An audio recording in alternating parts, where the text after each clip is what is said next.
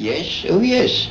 It was proved that I had said that an infant under 6 months old, if seen touching his parts, should not be slapped. That was the chief evidence. What happened to you when you lost your job in New York? Were you, for instance, did you have another job to go to in America? Well, I didn't know I should have. I was completely ostracized. No newspaper would print a word I wrote. No magazine would print a word. No hall would allow me to lecture in it. So that I was cut off from all my means of livelihood. And I couldn't get any money out of England at that time because of currency regulations. And so I was expecting to starve. I had 3 children whom I was educating, 2 of them at the university, 1 younger. And I expected we should all suffer very badly, and we should have done but for a certain man called Dr. Barnes, who came to my rescue and gave me a job. As a result of that alarming experience, have you felt any permanent resentment against the Americans? Oh, no, none whatever. I think, after all, my father, when he stood for Parliament in a rural constituency in 1868, suffered in exactly the same way, for exactly the same causes. And I allowed myself to reflect that urban New York in 1940 was exactly at the same point in the road towards enlightenment as rural England in 1868. But having made that remark, I felt no further resentment. Do you ever now, in old age, encounter these explosions of anger? Oh, yes. I had a letter from an Anglican bishop not long ago, in which he said that all my opinions on everything were inspired by sexual lust, and that the opinions I'd expressed on this subject were among the causes of the Second World War. Do you think that on the whole the fanatics in the world are more useful or more dangerous than the skeptics? Fanaticism is the danger of the world, and always has been, and has done untold harm. No, I think fanaticism is the gravest danger there is. I might almost say that I was fanatical against fanaticism. But then are you not fanatical also against some other things? You see now, your current campaign, for instance, in favour of nuclear disarmament, would you encourage your supporters to undertake some of the extreme demonstrations that they undertake, and isn't that fanaticism? I don't think that's fanaticism, no. I mean, some of them may be fanatical, but I do give them support, but not from fanatical reasons. I support them because everything sane and sensible and quiet that we do is absolutely ignored by the press. And the only way we can get into the press is to do something that looks fanatical. Do you think it possible that the anti-nuclear campaign may already be a bit out of date in the light of the preparations for bacteriological and biological warfare which we now know are going on? It certainly would be if it was only a campaign against nuclear weapons. But it is in fact a campaign against war. And the momentary argument against war is mainly derived from nuclear weapons. But if they were out of the way, there would be other arguments that would be just as potent. And the fact is that scientific man cannot survive if he is going to continue to make war. I mean, the worst possibility is that human life may be extinguished, and it is a very real possibility, very real. And that is the worst.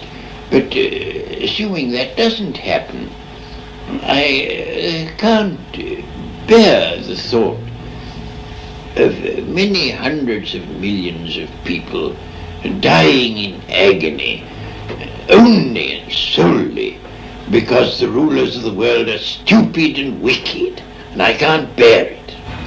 Do you look back to the 19th century on the whole with nostalgia and regret? Well, it all depends upon what you're thinking about. The world was much more beautiful to look at than it is now. Every time I go back to a place that I knew long ago, I think, oh, how sad it is. This place used to be beautiful and now it's hideous. And one thing after another, one piece of beauty after another is destroyed. and that I do profoundly regret. But when it comes to ideas, well, there's immensely less humbug than there was, and that I rejoice in. Of the sort of conventional self-indulgences or vices like drink and tobacco and so on, which is your favourite one? Oh, tobacco. I smoke a pipe all day long except when I'm eating or sleeping. Hasn't that shortened your life? Well, they used to say it would when I first took to it, but I took to it some 70 years ago, so it doesn't seem to have had a very great effect so far. In fact, you know, on one occasion it saved my life. I was in an airplane, and a man was getting a seat for me, and I said, get me a seat in the smoking part, so if I can't smoke I shall die. And sure enough, there was an accident, a bad accident, and all the people in the non-smoking part of the plane were drowned. And the people in the smoking part jumped into the Norwegian fjord where we landed and were saved, so that I owe my life to smoking. Did you have to swim to save your life? Oh yes, we all had to. And did you think great thoughts about death and survival when you were actually swimming? No, I was rung up by a journalist in Copenhagen, and he said, what did you think while you were swimming in the fjord? So I said, I thought the water was cold. And he said, did you not think about mysticism and logic? And I said, no, and rang off. Did all this happen a great many years ago?